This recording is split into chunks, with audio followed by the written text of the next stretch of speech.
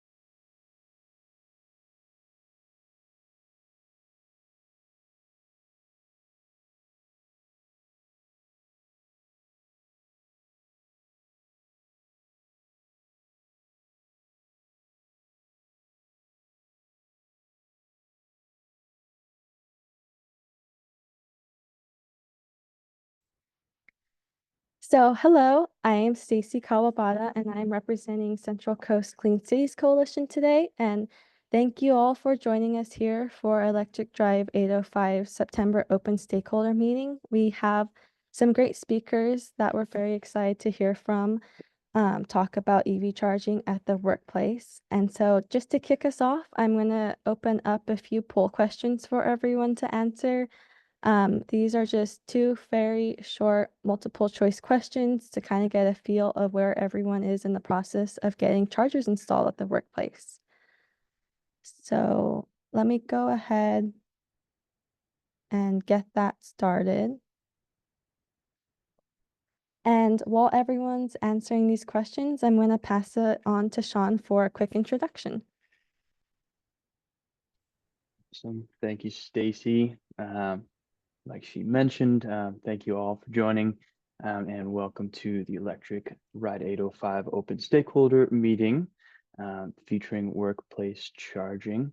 If you go to the next slide for me real quick. I'm sure you noticed I said Electric Ride 805 and not Electric Drive 805. This here is our new logo, which I'll tell you about shortly. But first, I wanted to give everyone some context. For those of you who may not have participated in a meeting with us before, or those who may need a refresher. So founded in 2011, Electric Drive 805 is a coalition of local government and nonprofit partners dedicated to achieving a rapid, equitable transition to plug-in electric vehicles with communities in Ventura, Santa Barbara, and San Luis Obispo counties, or what many of us know as the 805 region because of our original area code. We are focused on broad transportation electrification that will cut climate emissions, reduce air pollution, and provide benefits to communities across our region, especially underserved communities. By bringing stakeholders together in our region, we have been able to effectively access grants to drive forward zero emission transportation adoption and education, learn from one another on what is effective and what is not for things like community engagement, building out of effective programs that reach target audiences, and more. For years now, we've been looking ahead to projects and programs that will increase access and uptake of electric bikes, transit, EV rideshare, EV electric trucks for goods movement, and many other innovative clean mobility options that are powered with electricity, which is why we've decided to rebrand. Next slide. So now, with Natural Drive Electric Week on the horizon, we are rebranding to not only drive forward electric vehicles, but also have an emphasis on e-bikes, public transportation, and other forms of zero-emission transportation options.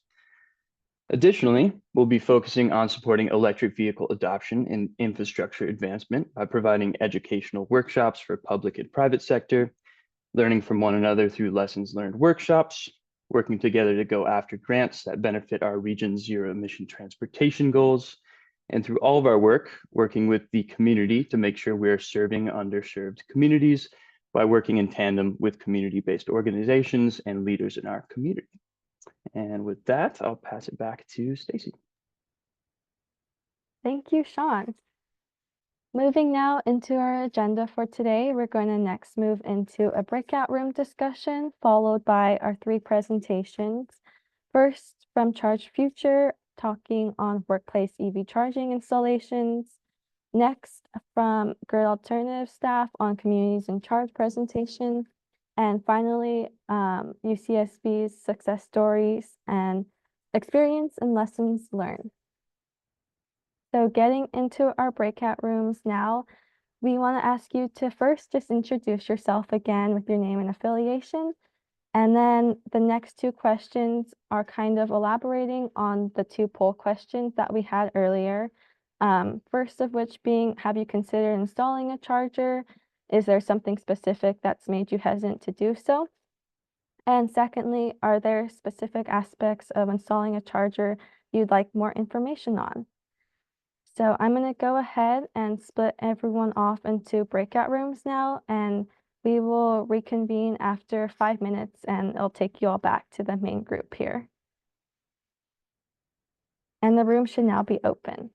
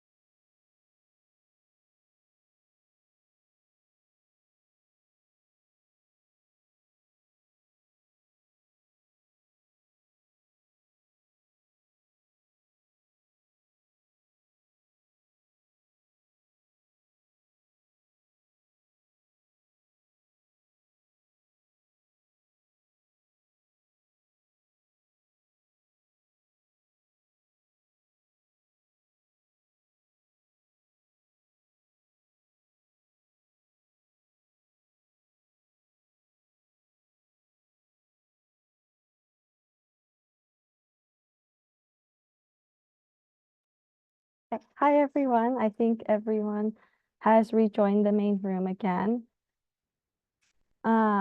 We just wanted to share the results from the poll we had earlier with everyone. And looking at the results, it seems that there's a very healthy mix of people that haven't yet had charger installed in the planning process, and some that already do have chargers installed, which is great. And then also folks that are interested in funding the installation process and success stories, which is exactly what our speakers will be touching on today. So we all hope you guys had a chance to have some good discussion with some new people and potentially spark some questions for our speakers. So we will now be getting into the the speaker portion of our meeting today. And starting us off will be Daria of Charged Future, speaking on how to install EV charging at a workplace. And the format for this part will be our speakers giving their presentation, and then directly following after each speaker, we will have a Q&A. So please feel free to type your questions into the chat or hold on to them until after our presentation to share directly with our speakers. So Daria, whenever you're ready. All right, thanks, Stacy. So hello, everyone. My name is Daria Rizi.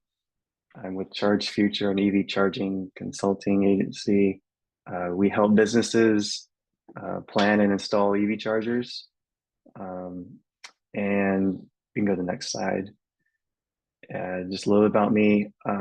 So I started the business in 2019 as I saw a need for helping clients with navigating this process. It looks like many of you, this is the first time looking into installing EV chargers. It's kind of a unique construction project. There's a lot of new technology, a lot of new terminology. But again, there's a lot of people I saw in the chat that have done this before, but maybe need some help with getting these projects completed. So that's where I'm here to help. We can go to the next slide, and the overview of kind of the process. I try to break it down in 10 steps, and as you can see here, it really just depends. A charging project can be very simple with just a couple level 1 smart outlets, or it could be something at a workplace where you have some fleet charging and a handful of level 2s, and so maybe some fast chargers. So it just depends on the complexity of the project. But overall, this is the path to success. And next slide, please. So first step is to really evaluate what do you need for the project. Again, there's a lot of different charging solutions, but it just depends on what you're looking for. How many do you need today? How many do you think you need for tomorrow? I always like to ask this question when working with clients, because when you're doing the project, it's very cost effective to get the infrastructure in for the future needs.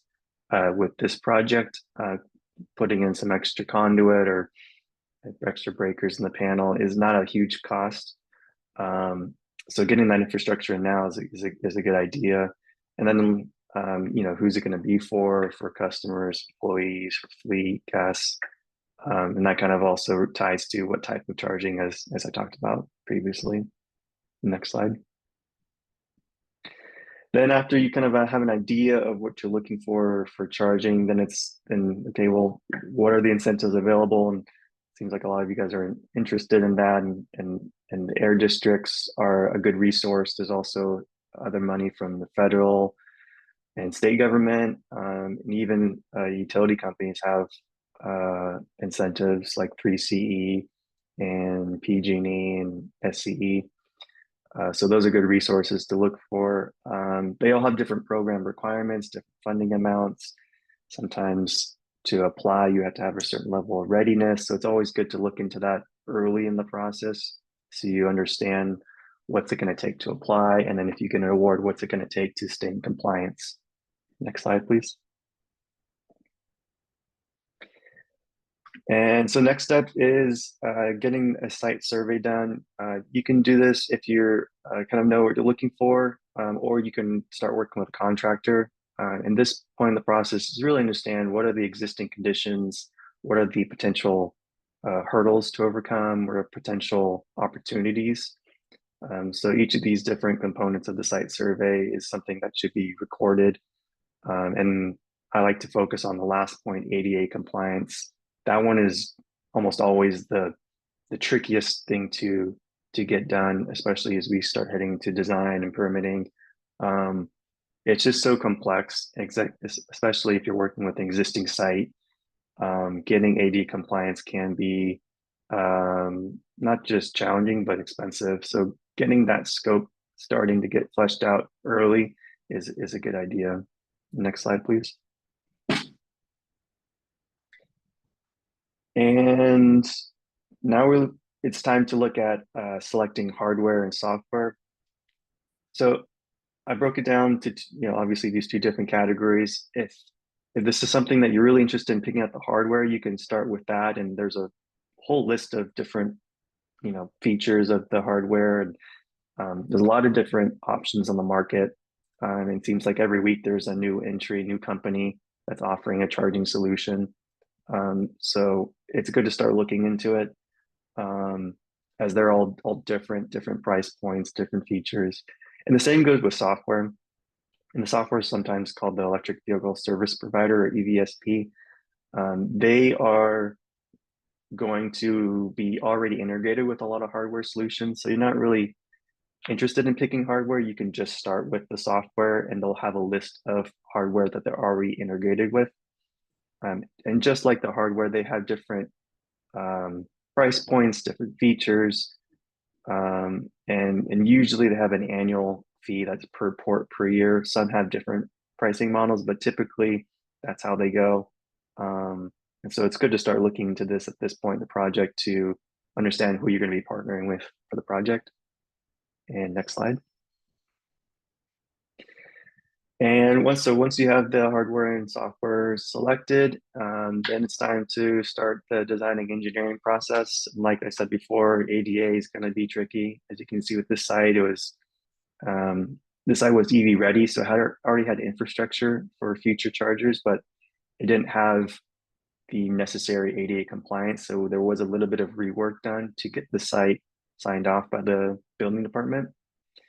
So that does happen often. Even if there is infrastructure for future, we may have to, still dig up some concrete and put in some curb ramps and whatnot.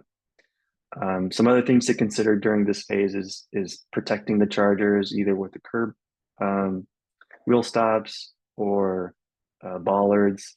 The chargers are expensive pieces of equipment, and they're typically close to the curb, and so it's always a good idea to protect them, as people sometimes need to get pretty close depending on where their charging port is in the car and how long the cable is. So that's something to consider. And then also some site lighting, some safety. Usually we're trying to install these chargers close to where the electrical panel is for cost purposes, but sometimes it's kind of in the dark part of the parking lot if it's a public charger, or at workplace. If someone's coming early in the morning or leaving late at night, you want them to feel safe when they're accessing the charger and leaving. So that's something to consider as well. Next slide. So for projects that need new service because there's no capacity for existing service, this would also be a good time to start working with the utility company to bring in new power or to upgrade existing power. This can take a long time, as many of you may be aware of.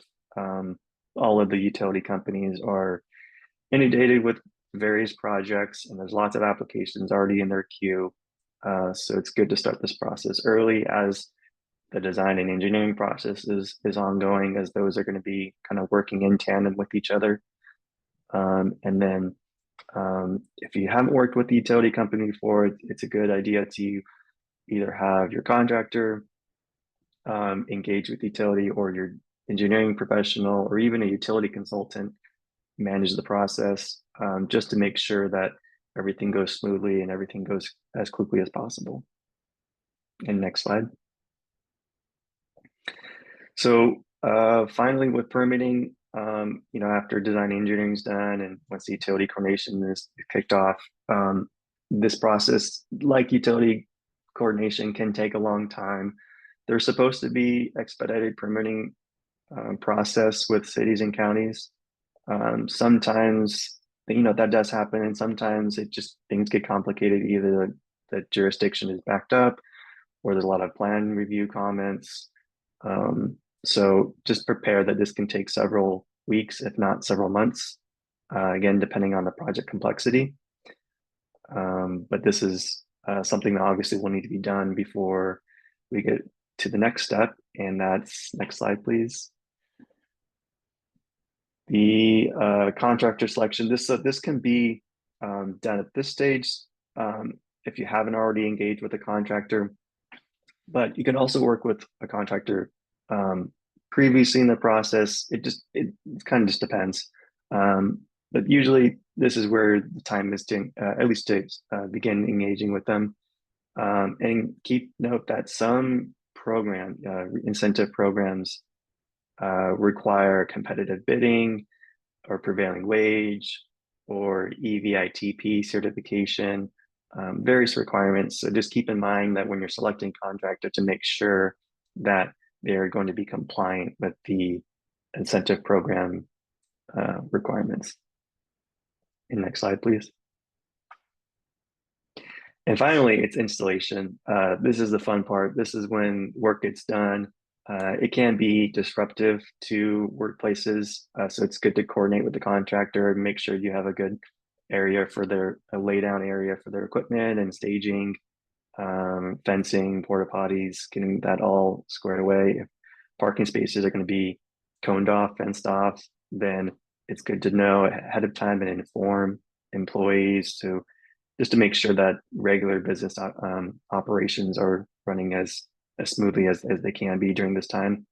Obviously, there's going to be some trenching involved, so just make sure for safety purposes that employees are aware of where the area is, and there needs to be a newly created path to work around the hazard then that gets communicated.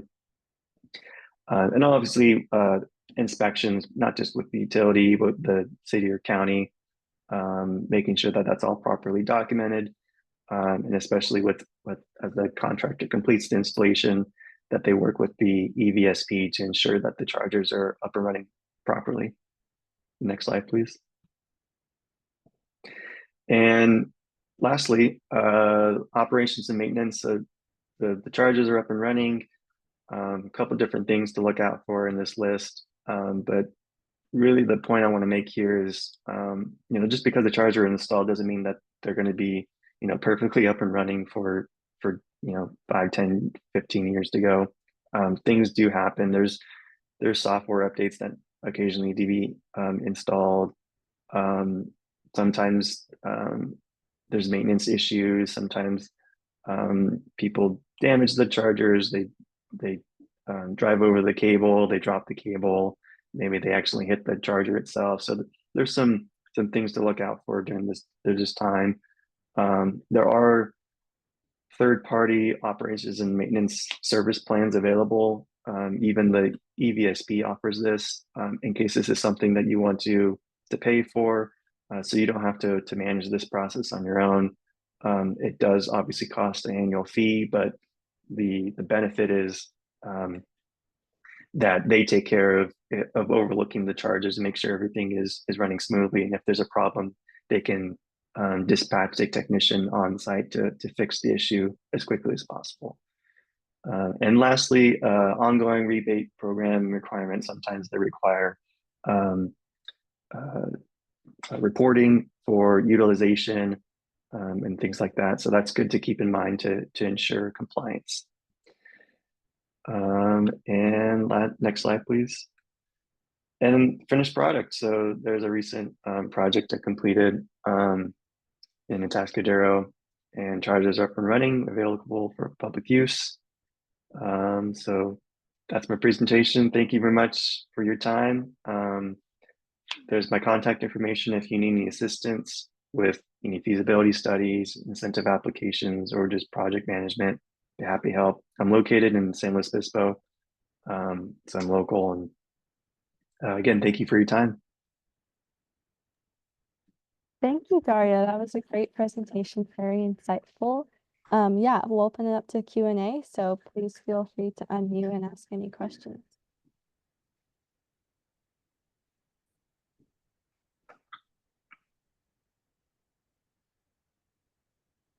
Yeah, Barry, go ahead. Yeah, hi Daria. Hey, Barry. Yeah, let me turn on my video here. Yeah, great to see all the work you've been doing. And have you had any experience with installing at like business parks where there's multiple businesses that share a common parking lot? It might even be on leased land, and that would seem to complicate things. But do you have any advice on how a business park employee in a business park might go about getting workplace charging? That's a good question, Barry. Definitely complicated with multiple owners, multiple stakeholders. My advice would be to work with all of those, communicate what the wants are for the project and what each of the different owners' needs are. I have worked with these type of situations, and again, it just takes a lot of coordination with all the different owners and making sure that all the various uh, land use rights are given so that you can develop the land. But yeah, again, just to communicate with all the different parties involved, just to make sure everyone gets what they're looking for out of the chargers. Thank you. I have a follow-up question if nobody else I'm wondering, are there any um, what do you call it, the manufacturers of these charging units that do a turnkey operation like Tesla does for their superchargers, where they come in and do everything? Um, but I'm not sure if Tesla does that for workplaces. It's uncommon. There's a couple other EVSPs that do turnkey even with like level 2 workplace charging. So that can be an option. And sometimes they already have funding. And so they can just come in and not just run the project, but also pay for all the charges. That does happen. I've seen it. So it's definitely worth reaching out to the different EVSPs to see if they have that as an option. And I know some of them have different business models where instead of just paying for the chargers and then the owner has to develop the project, they also have like charging as a service, just like with everything these days. And so you can pay a monthly fee. The EVSP will come in and they'll do the capital outlay. They'll install the chargers and go through permitting, all that, and you're just paying a service fee for you or your employees or fleet to use the chargers, and you just pay that fee. It's obviously going to be more expensive in the long run, and you'll have a little bit less control of the chargers since you're essentially renting them. But that is an option if capital is an issue upfront.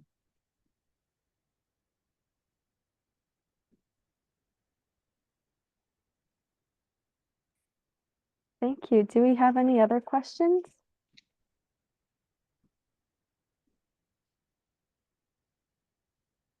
Okay, if not, I think we can move into our next presentation. Thank you again, Daria. Our next presenters will be from Grid Alternatives, Alfonso and Erica, speaking on the Communities in Charge incentive program. So whenever you're ready. Yeah, hello everyone. My name is Adolfo Limas, and I'm an outreach coordinator for Communities in Charge. I'm based in Fresno, and today I'm joined by my colleague Erica, who is going to be helping me out with this presentation. Hi everyone, Erica Cortez here with Grid Alternatives. I'm also program coordinator for Clean Mobility Outreach, and I am based in the Bay Area. I will go ahead and pass it back to Adolfo. Yeah, thank you, Erica. So today we're going to be providing some background information on the program itself, as well as eligibility and technology requirements. Next slide, please. So before I dive into the program, I want to provide some background information on Grid Alternatives. So Grid is a nonprofit organization dedicated to renewable energy. Our mission encompasses various initiatives within the renewable energy sector. One key aspect of our work is providing no-cost solar installations to eligible clients across the state. We're also advancing clean mobility solutions to align with California's anticipated shift towards a cleaner energy future. Next slide, please. As you all may already know, electric vehicles and EV charging stations offer numerous benefits. They allow community members to save on gas and maintenance, cut CO2 emissions, and contribute to cleaner air and overall better health outcomes. Next slide. There are 3 types of EV charging stations. Communities in Charge focuses on level 2 stations, which provide 10 to 20 miles of charge per hour. These stations are ideal for what's known as destination charging, which aligns with our program's focus on various properties, including small businesses, multifamily residences, and commercial establishments serving the broader community. Next slide.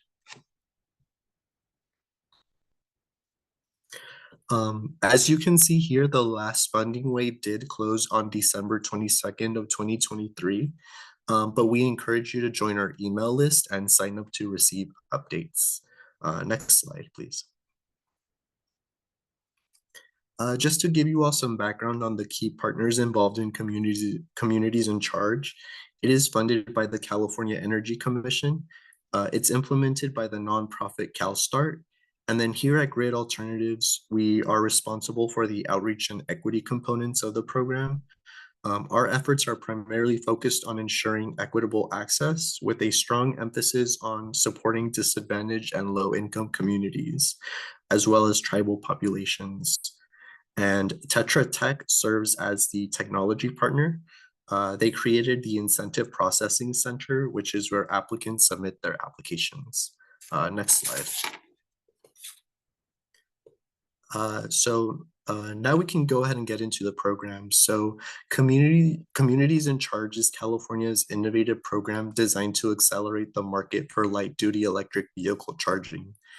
This initiative stands out for its commitment to equity. It prioritizes targeted outreach to community connections, which are key locations where people live and gather, along with other eligible commercial sites. By focusing on these strategic locations, Communities in Charge aims to make EV charging more accessible and equitable, supporting the broader adoption of sustainable transportation across California. Next slide, please. As stated, this is a financial incentive program for the deployment of level 2 EV chargers. To qualify, sites must install a minimum of 4 connectors and can install up to 20 connectors. Multifamily or workplace sites are eligible for up to 40 connectors. Each site must submit a separate application. There are various project costs that can be eligible for incentives. Some examples include, but are not limited to, transformers, electric panels, and installation costs, both labor and materials. And these are subject to change as the new funding wave gets rolled out. And Grid supports by offering technical assistance and application support at no cost. We provide a technical assistance report with a remote site assessment of the property, as well as information on the rebate amount. That way, potential applicants can decide whether or not they want to move forward with the installation process.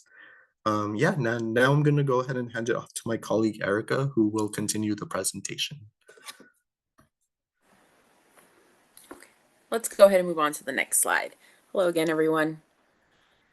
So I'd like to continue getting you familiarized with Communities in Charge, and that is moving forward and talking about community connections. Historically, the Communities in Charge program has been scored on a rubric system. That system consists of 8 community connections, as you can see here. So there's multifamily housing, as we've discussed before, tribes in charge, healthcare, schools in charge, congregations in charge, nonprofits in charge, local governments in charge, and workplaces in charge. So that's kind of like, for example, like if you fall under schools, then you would be schools in charge, or institutions, educational institutions would be under schools in charge, and for workplaces in charge could be commercial, but also small businesses. And we can go on to the next slide.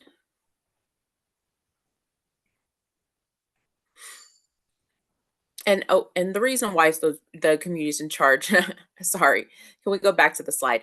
The reason why communities in charge program, the community connections are important is because, you're scaled on a rubric system. And so knowing that you're part of these community connections definitely kind of puts you in priority, your application and being rewarded incentive amounts. Okay, and we can move on to the next slide. And that kind of follows back into the next slide that I'm going to discuss. So incentive amounts for the communities in charge program, for the level 2 chargers, if you can see here is the base incentive is up to 3,500 or 75% of eligible costs, whichever is less. If you're a multifamily housing project site, you get an additional 3,500. And if you're a project site for a tribal government, tribal entity, or non-governmental organization serving tribal communities, you also get an additional 3,500. And that is where you could get up to then 10,500 per eligible connector, or still cover 75% of eligible costs. Again, these amounts are subject to change as we are going to be moving into a new funding wave, which is coming soon. But these were the last incentives amount for funding wave 2. Now let's go ahead into the next slide.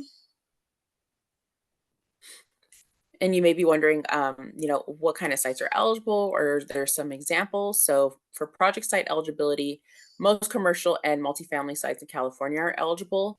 Charging may be private. Example is for staff or tenants, or publicly available for all.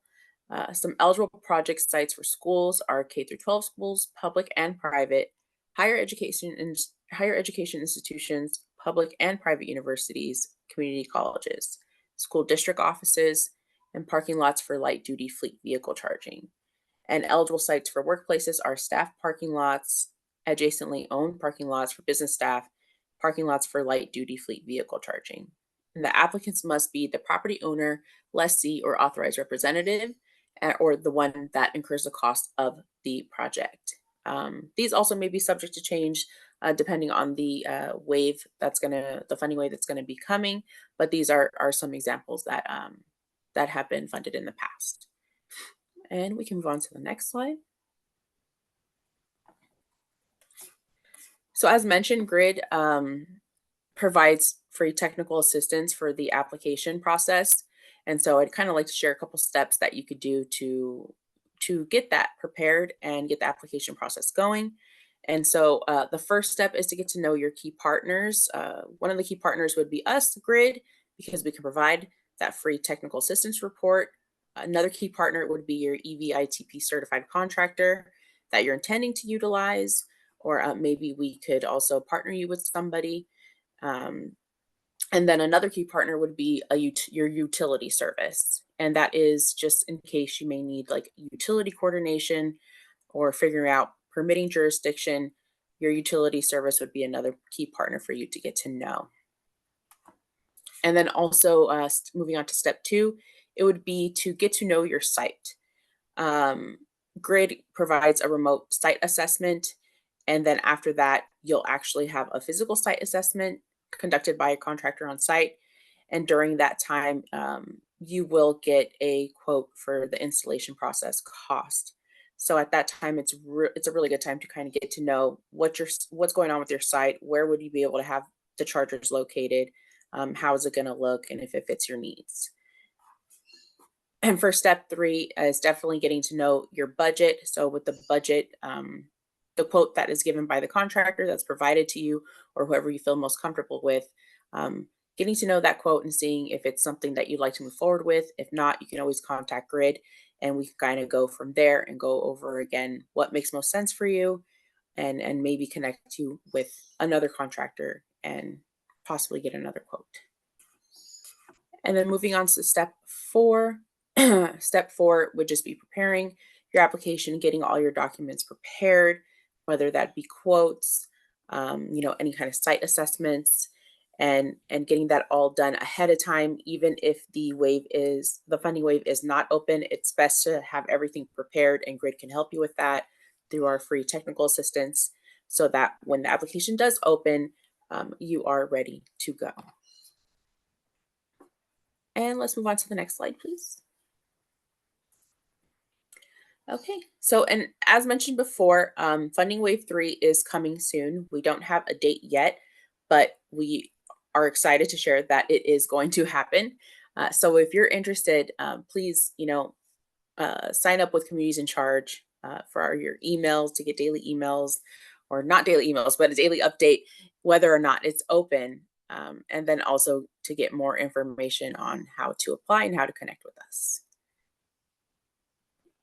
And I believe that is our last slide. Thank you very much. Funding's definitely very important for getting all these projects started. So are there any questions?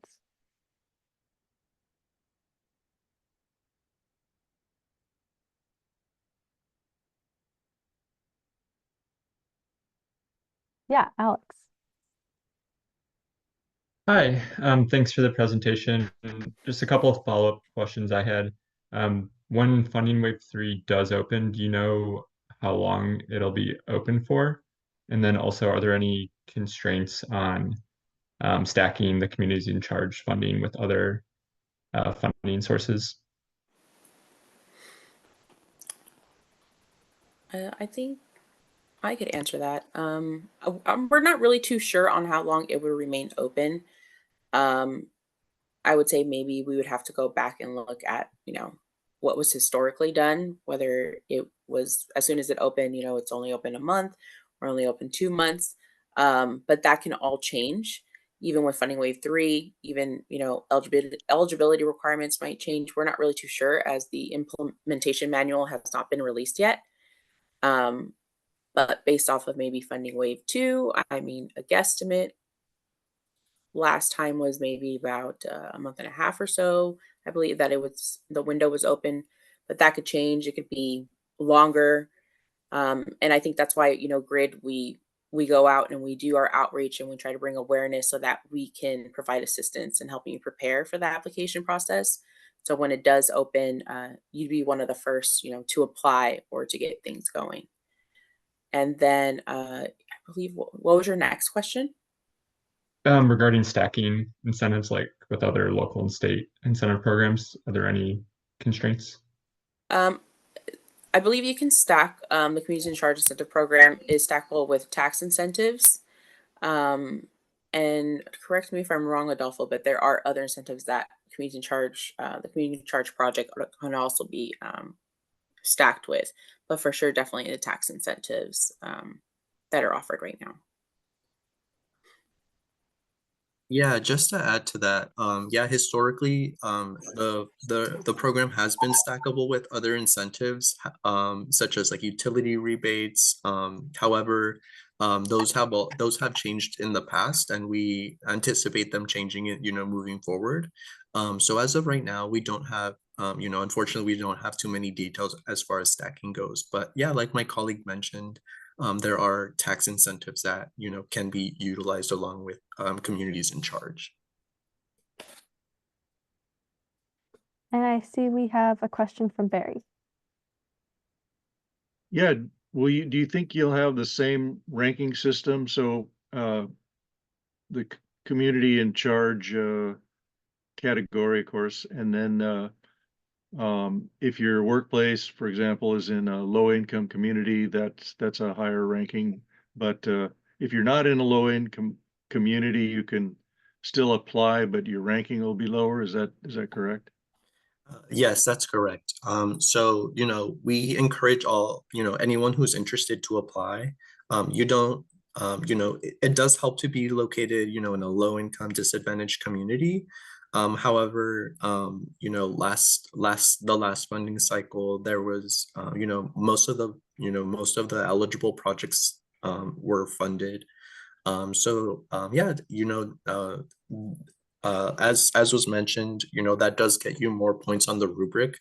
However, you don't have to be necessarily part of either like a community connection or located in a disadvantaged community. It just, gives you priority to to those applications. Thank you. And then I saw a question in the chat. It says, does the funding come from California Energy Commission? And yes, it does come from the California Energy Commission, and it is implemented by CalSTART.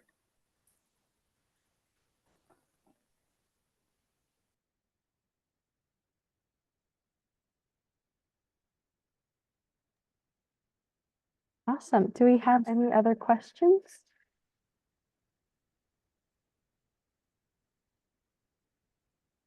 Okay, I'm not seeing anything in the chat either, so I think we can move on to our last presentation.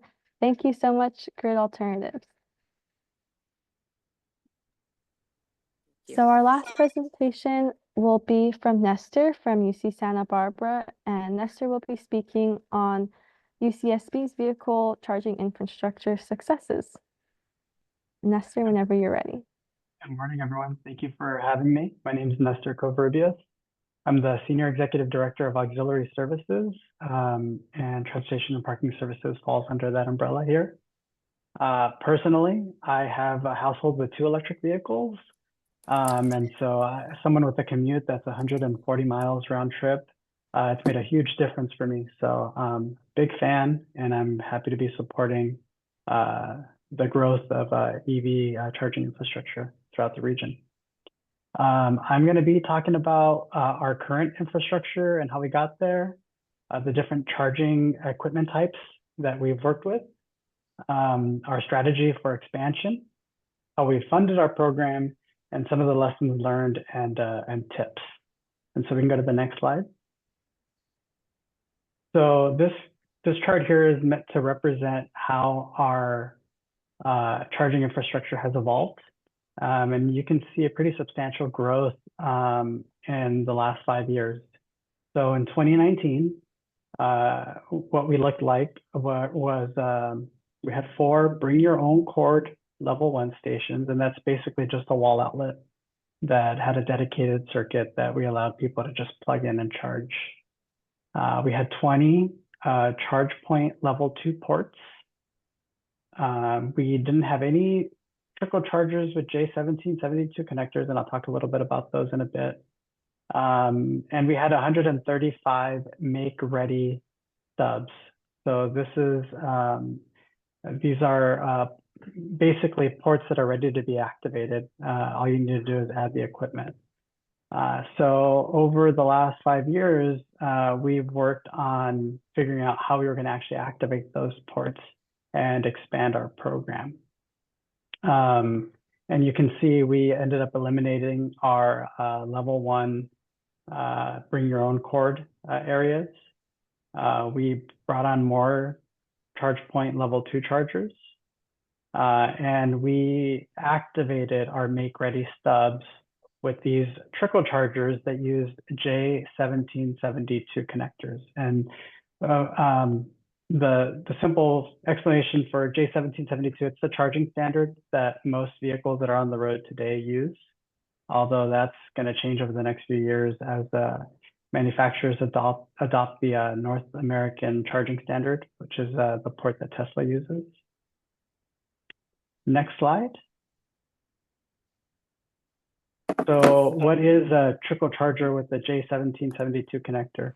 So basically, it's a level 2 charging unit. The ones that we purchased were from a company called Webasto. They're non-networked. They're fully capable of charging at level 2 charging speeds, but we had them detuned to charge at 1.9 kilowatts. And so a typical wall outlet, you're going to get 1.4 kilowatts. A true level 2 connector, you're going to be at 6.6 kilowatts or above. And it just kind of gives you a frame of reference in terms of where we're at. The reason why we did this was we wanted the ability to expand our charging program as quickly as possible and as inexpensively as possible.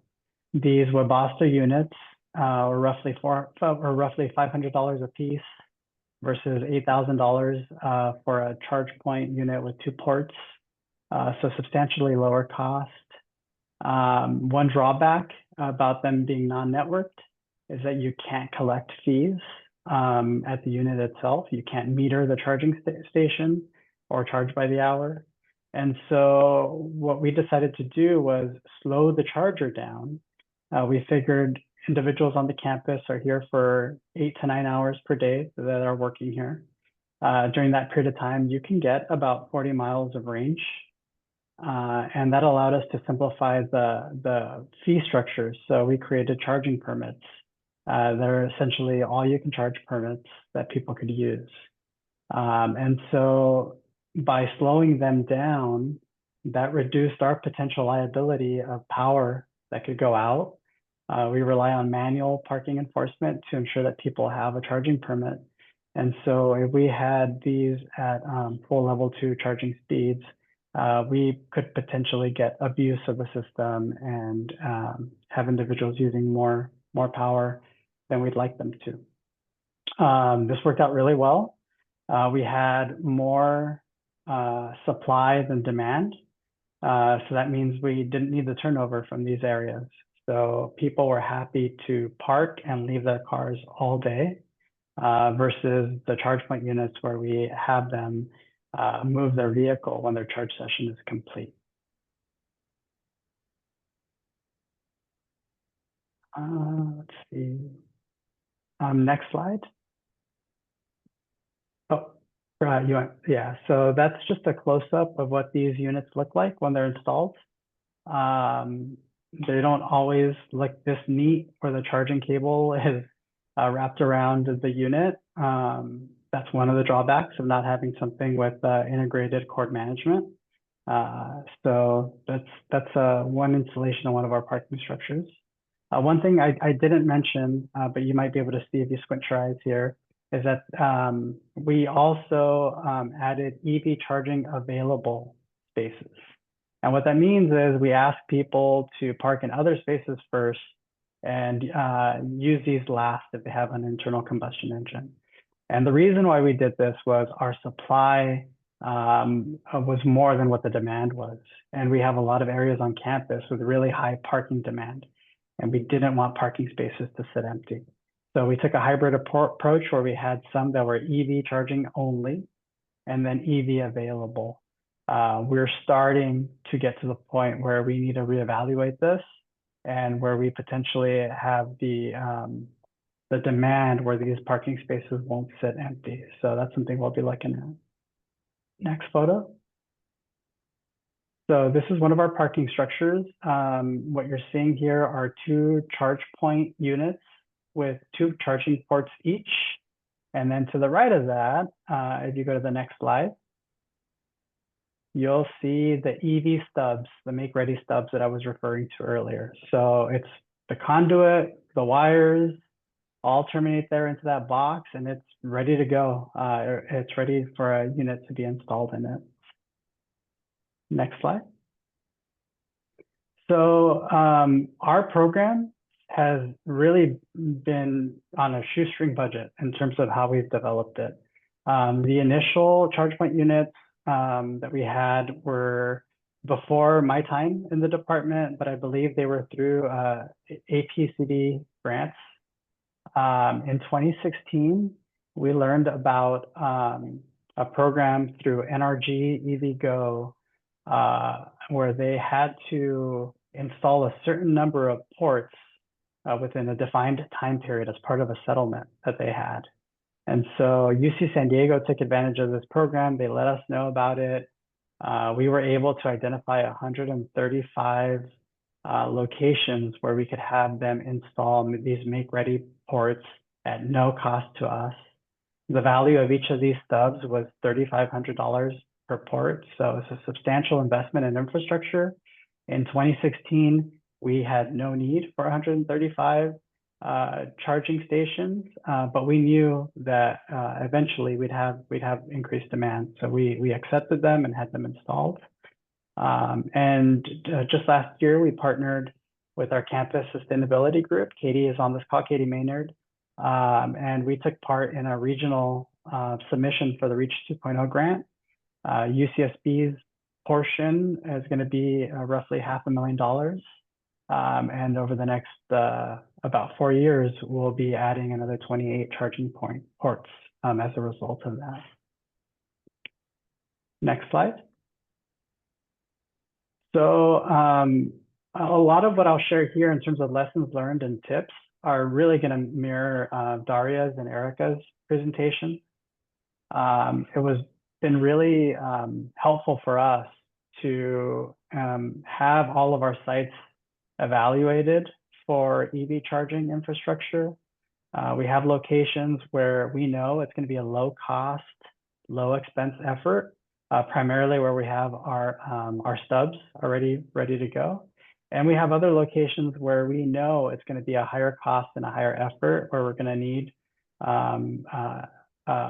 panel upgrades, or we're going to need trenching, where we have to take the power a long distance. And so that's been helpful. As opportunities have come up for grant funding, we have a baseline of what it's going to take to activate various areas. One thing we've learned is that you may not need the fastest charging options. For us, we're really trying to cater to our staff, faculty, and student populations. And right now we have a balance of level 2 charging stations and those trickle chargers. The trickle chargers have worked really well for us. And the majority of our users can get what they need during that period of time.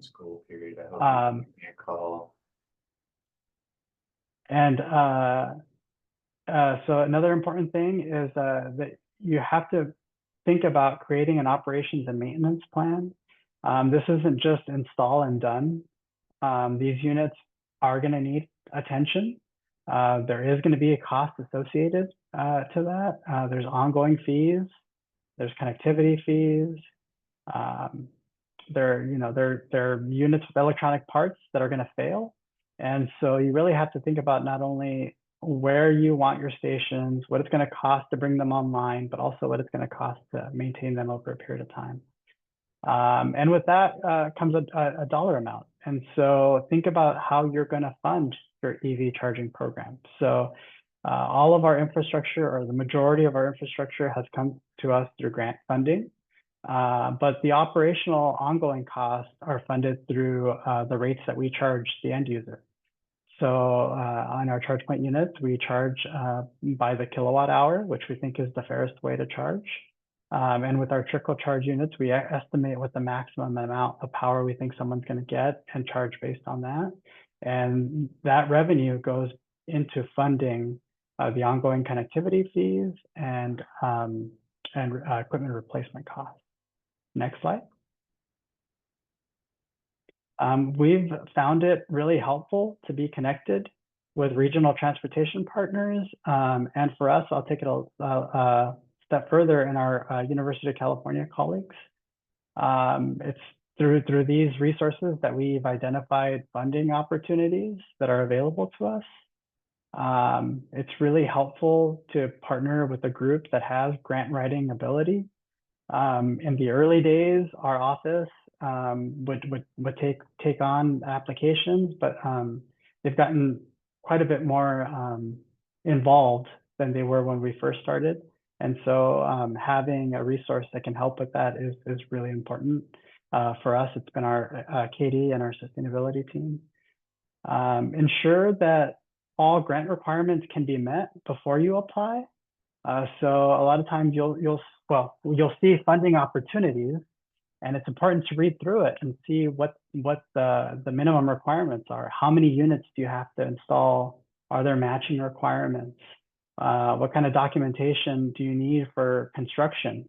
For us, that's a big one, because we do some of our work internally through our trade staff, and it's not as easy to document those expenses for grant submissions. So thinking about how you do that, and the minimum number of units.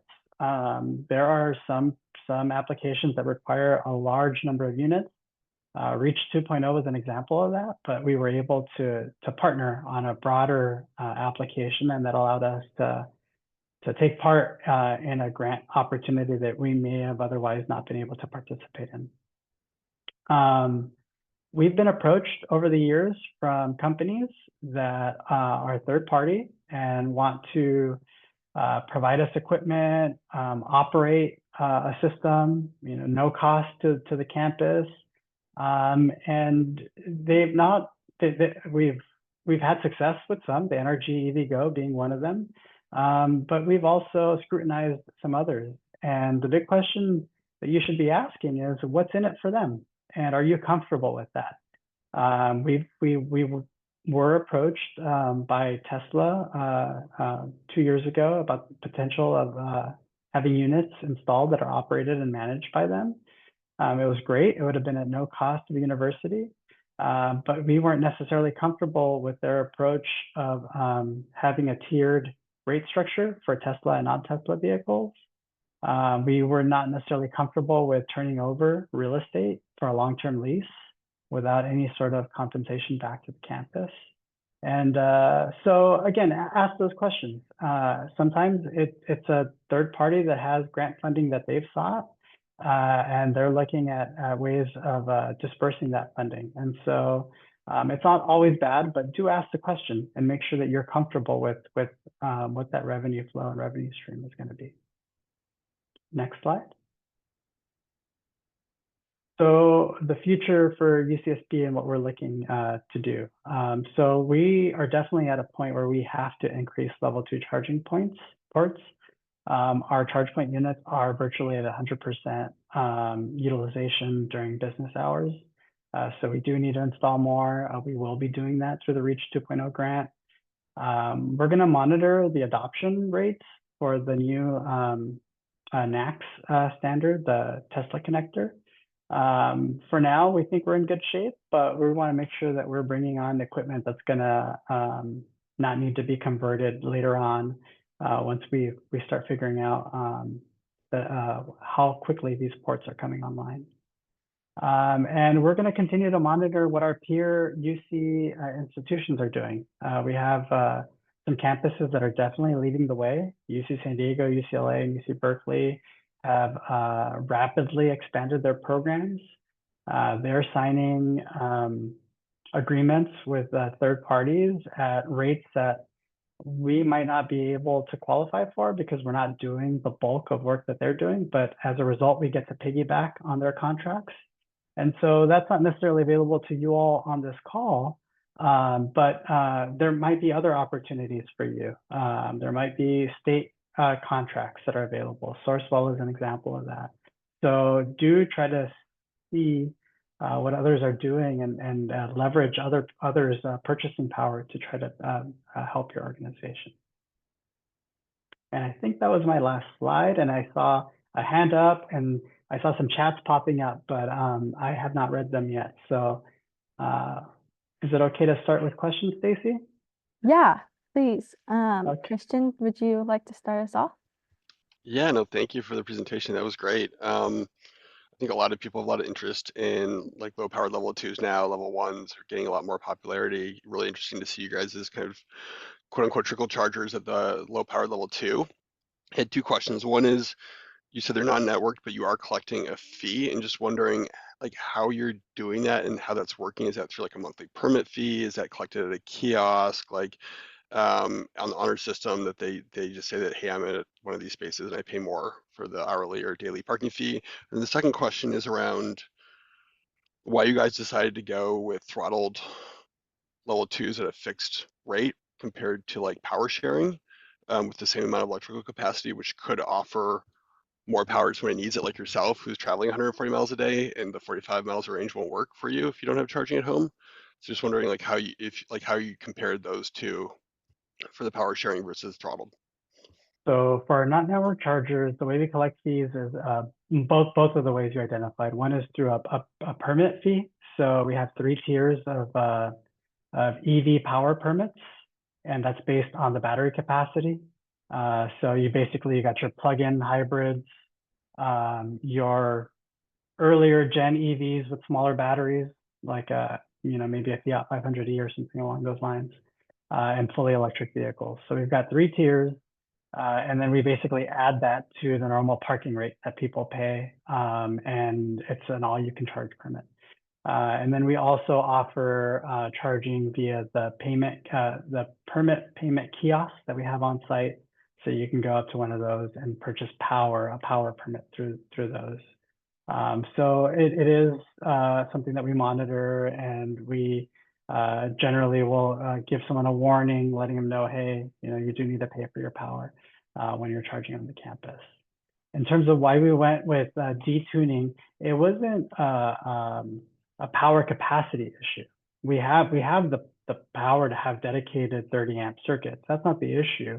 We were hoping to avoid, and we have avoided, rideshare delivery drivers kind of coming in after hours, odd hours to plug in and charge. It's not the honor system. We can enforce power permits, but it requires someone going to each of those lots. And so you have the potential of distributing a lot more power over a 2-hour period with a 30 amp level 2 circuit versus a 1.9 kilowatt of delivery of power. So it basically allowed us to throttle down our exposure and how much energy we were supplying the end user. And so that's the reason why we ended up doing that.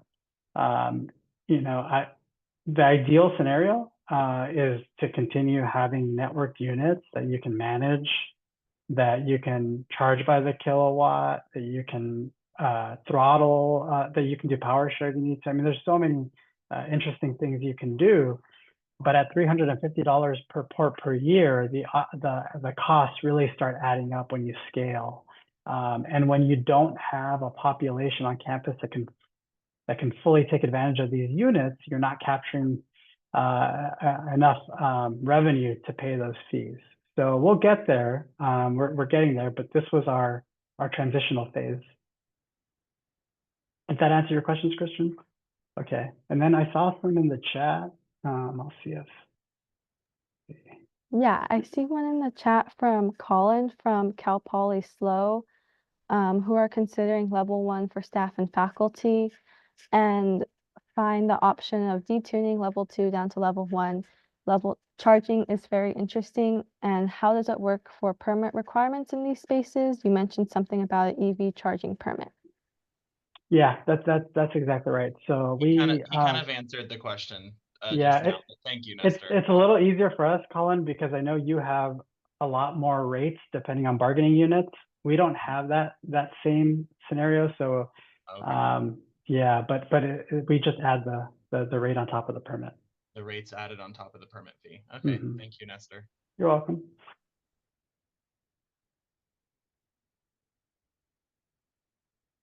And yes, so from Barry, it's in essence a level 1 charger that we've converted these J1772 units for, with the added benefit of you not having to bring your own level 1 charger in your car and plug it in. You've got the J1772 port ready for you to just plug in. Awesome. Do we have any other questions? I've got a general question.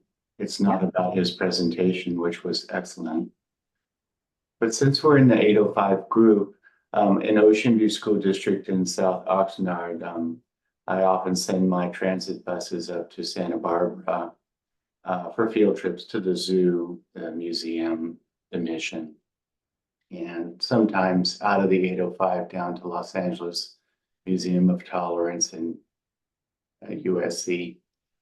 And so I'm looking for a resource. I know we're all talking about putting in chargers here, but a good resource where we can stop and charge fleet vehicles along our path of travel.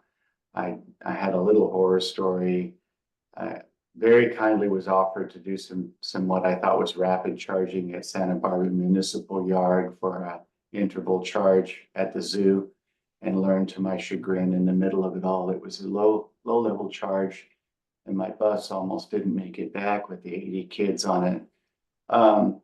So does anyone in the 805 know of a useful system of knowing where there are other chargers? The only thing I know of is PlugShare, which is a little cumbersome. And then you have to get onto Google Maps and walk the little man around to see if you could actually really get a bus in there.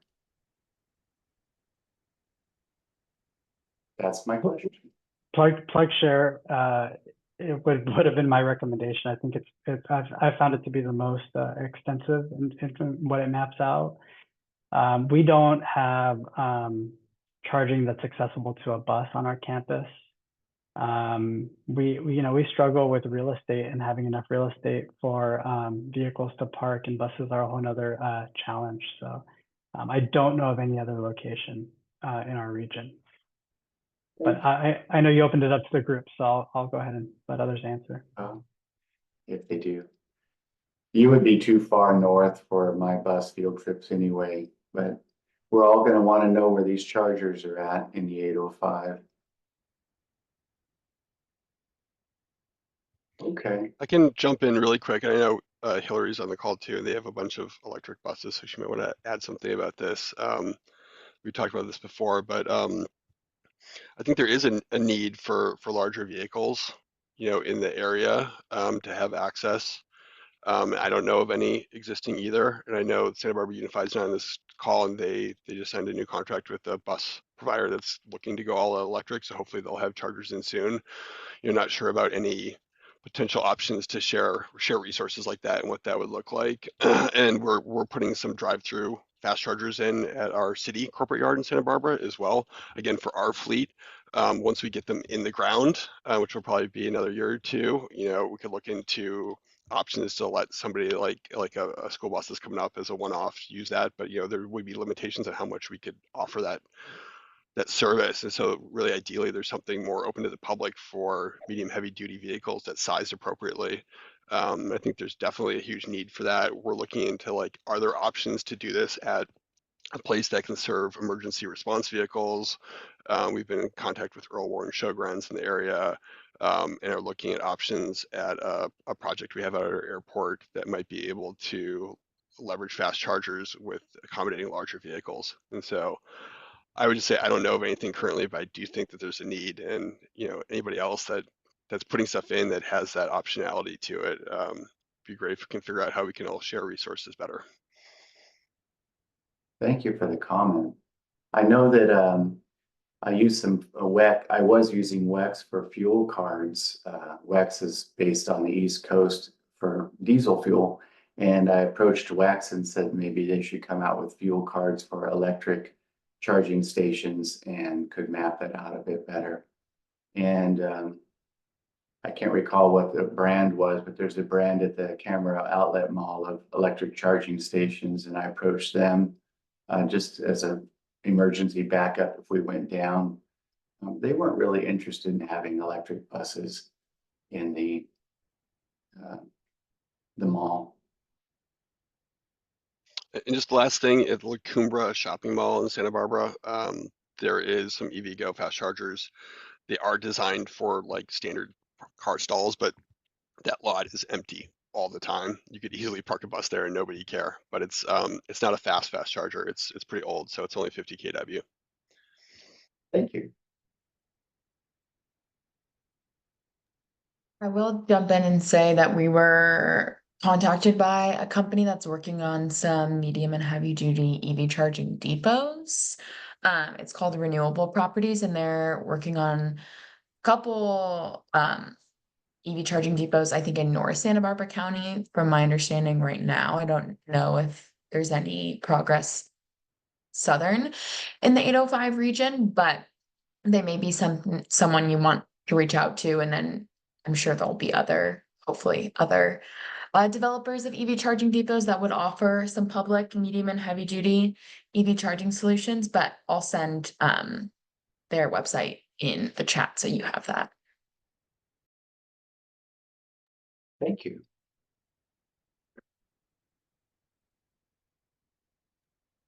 Thank you, Nestor, for your presentation and for that good discussion, Bobby, on sharing some resources with each other.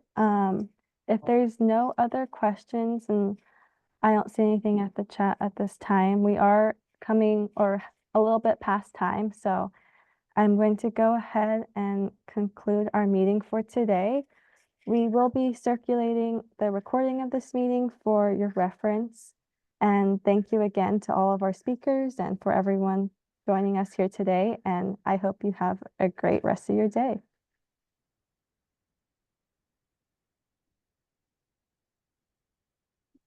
Thank you. Good job, Stacy. Thank you. Thanks all. Thank you.